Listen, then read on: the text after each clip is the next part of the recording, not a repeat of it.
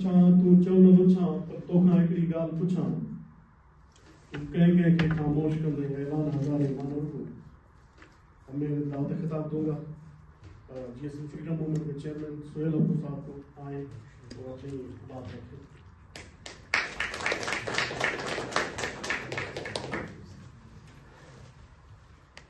मेहरबानी मंजूर।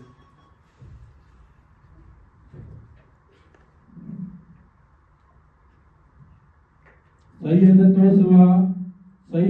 सवा आहे ऊंदे अंधकार तारनि जी हिन धरती ते रोज़ नई ललकार के झुकिया के विकिया किन कई कन लाटार पर सैयद तुंहिंजा निगाहबार अॼु बि ऊंचे घाट।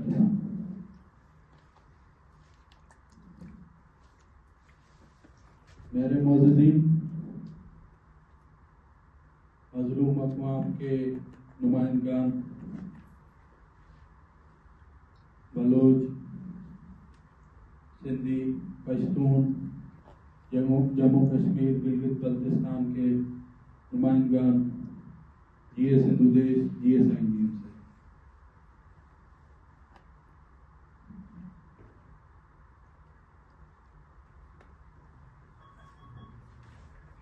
मैं बहैसियत चेयरमैन जीएसएन फ्रीडम मूवमेंट तमाम मौजूदीन मेहमानों का तहे दिल से शुक्रगुजार हूँ जिन्होंने अपना कीमती वक्त निकाल कर रहबर साईं जीएम सैयद की 31वीं बरसी के मौके पर मुनक्किद इस सेमिनार बाउनवान जीएम सैयद मजलूम कौमों का मिसाली किरदार में शिरकत की।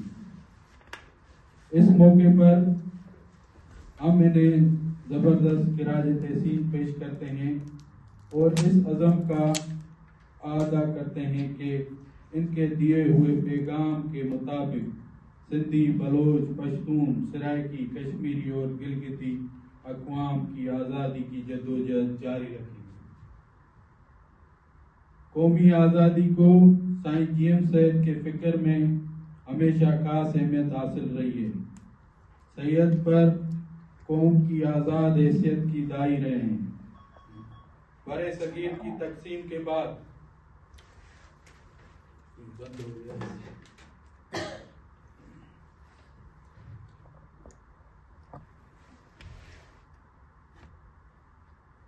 बड़े सगीर की तकसीम के बाद हम सब पंजाब साम्राज्य की गुलामी में चले गए। साईं ने 31 मार्च 1973 को सिंध यूनिवर्सिटी जामशोरो में अपने एजाज में मुनक्किद एक तकरीब में सिंधु देश की आज़ादी का तस्वर पेश किया और सिंध और साथ ही तमाम महकूम कौमों को आज़ादी की भरपूर हिमायत की। कौमी आज़ादी या हक़ खुदरादियत हर कौम का इंसानी पैदाइशी और जमहूरी हक़ है जिसे अक़वाम मुत्तहिदा के चार्टर में भी तस्लीम किया गया है। मैंने साईं जीएम सैयद के इस नुक्ते नज़र की बुनियाद पर 17 मार्च 2026 को अक़वाम मुत्तहिदा के इंसानी हुकूक की काउंसिल के 62वें इजलास जिनीवा स्विट्ज़रलैंड में अपने खिताब के दौरान भी यही मुतालबा रखा था कि सिंध को कौमी आज़ादी देने के लिए 1954 से कबल आबाद होने वाले लोगों में आज़ादी के हक में रेफरेंडम कराया जाए। आज मैं एक बार फिर अपने इस मुतालबे की तजदीद करता हूँ कि अक़वाम मुत्तहिदा की निगरानी में सिंध, बलोचिस्तान, पख्तूनख्वा, सरायकिस्तान, कश्मीर, गिलगित बल्तिस्तान में हक़ खुदरादियत और आज़ादी के लिए रेफरेंडम कराया जाए। पंजाब साम्राज्य की कौमी गुलामी में जुल्म की इंतहा है कि महकूम कौमों की इज्जत चादर चार दीवारी भी महफूज नहीं है। ये सिलसिला 1948 से शुरू हुआ। इब्तिदा पश्तूनों से की गई, जहां बाबड़ा के मुकाम पर 700 खुदाई खिदमतगारों को गोलियों से शहीद किया गया। एक ऐसा वाकया जिसने जलियांवाला बाग के साने को भी शर्मा दिया। اس وقت سے لے کر آج تک پشتون محفوظ نہیں۔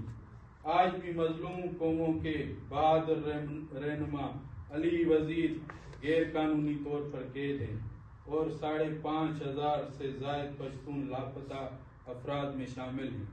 پی ٹی ایم کے بہادر چیئرمین منظور پشتین روپوش ہیں۔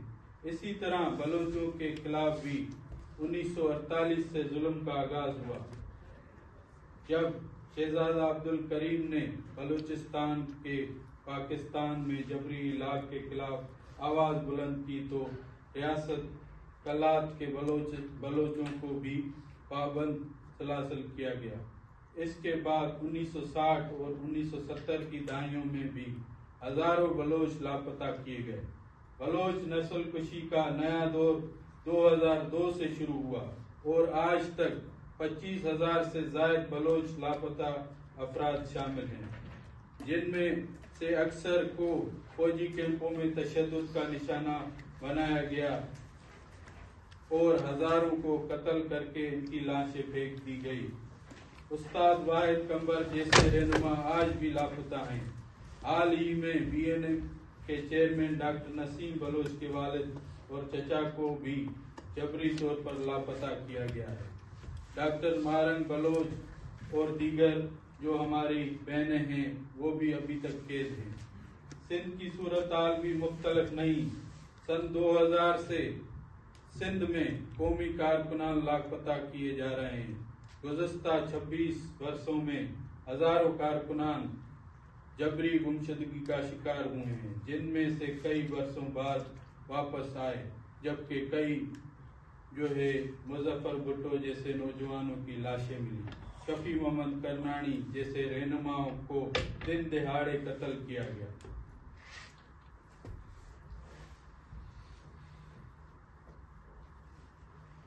شہید بشیر خان قریشی کو زہر دے کر شہید کیا گیا۔ آج بھی بے شمار سندھی قومی کارکنان، جن میں طالب لگاری، سہیل رضا بھٹی، ایوب کاندڑو اور اللہ ودائے عمار جیسے نوجوان شامل ہیں، برسوں سے قید میں ہیں۔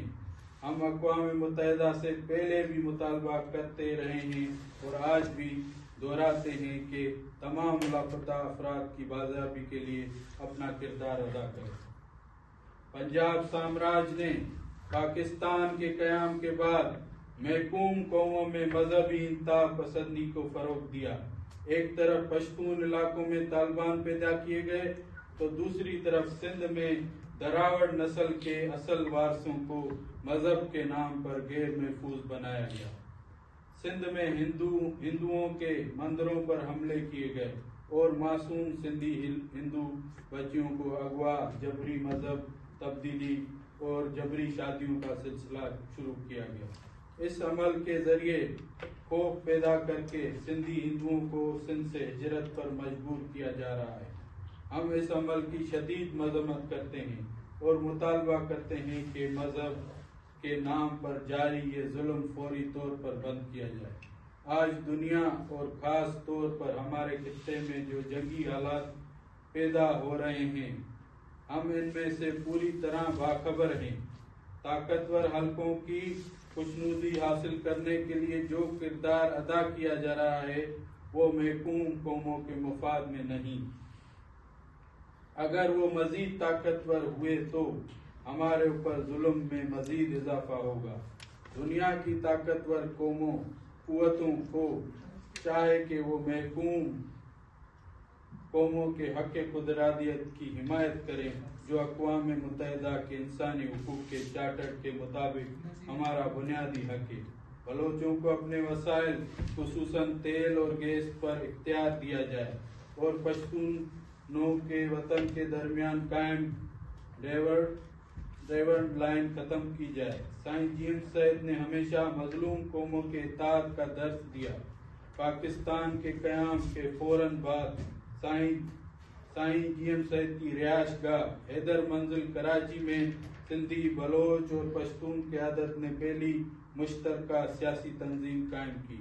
بعد میں نیشنل عوامی پارٹی بھی تمام محکوم قومیں اس پلیٹ فارم پر جمع ہوئیں۔ اینٹی ون یونٹ تحریک میں بھی سب متحد تھے۔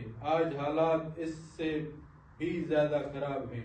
پاکستان کے اندر کسی بھی قوم کا وطن محفوظ نہیں ہے اور ہم سب اپنا حق خود ارادیت اور قومی آزادی چاہتے ہیں۔ اس سلسلے میں برطانیہ میں موجود تمام سندھی، بلوچ، پشتون، سرائکی، کشمیری اور گلگتی کے قوموں اور تنظیموں کے سامنے یہ تجویز پیش کرتا ہوں کہ آئیں مل کر محکوم قوموں کی ایک مشترکہ کوارڈینیشن کونسل قائم کریں۔ آخر میں ایک بار پھر تمام معزز مہمانوں کا شکریہ ادا کرتا ہوں جنہوں نے اپنا قیمتی وقت نکال کر سائن جی ایم